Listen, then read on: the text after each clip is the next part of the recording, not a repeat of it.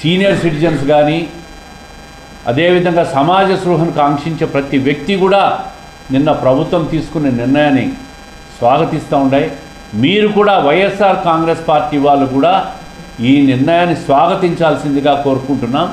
స్వాగతిస్తే కడప ప్రజలు కూడా, కడప జిల్లా ప్రజలు కూడా మిమ్మల్ని కూడా మంచి చూపుతో చూస్తారు.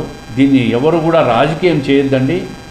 ఈ రోజు నుంచి నిన్న క్యాబినెట్ నిర్ణయం తీసుకున్న తర్వాత నిన్నటి నుంచి ఇది వైఎస్ఆర్ జిల్లా కాదు, వైఎస్ఆర్ కడప జిల్లాగా తొందరలో గజెట్ రాబోతా ఉందనే విషయాన్ని కడప ప్రజలకు తెలుగుదేశం ప్రభుత్వం, కూటమి ప్రభుత్వం తరపున తెలియజేస్తూ, ప్రభుత్వానికి కూడా కృతజ్ఞతలు తెలియజేస్తూ, ఈ కడపను పునరుద్ధరించడంలో చేసిన ప్రయత్నాలు, పోరాటాల్లో పాల్గొన్న ప్రతి వ్యక్తులకు, ఎమ్మెల్యేలకు, ఎమ్మెల్సీలకు, స్థానిక మిగతా ప్రజాప్రతినిధులకు, కడప ప్రజలకు అందరికీ కూడా కృతజ్ఞతలు, శుభాకాంక్షలు తెలియజేస్తూ ఉంటాను.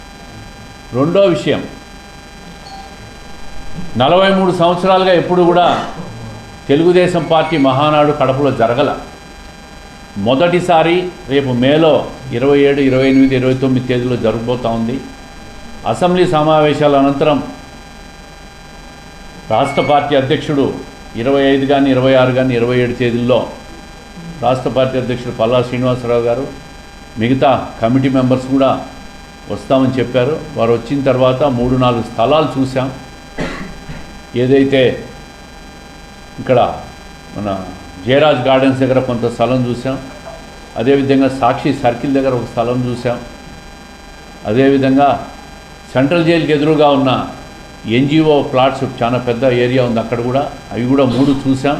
వారు వచ్చిన తర్వాత కమిటీ చూసి స్థల నిర్ణయం అయిన తర్వాత మహానాడు పనులు చకచక ప్రారంభమవుతాయి.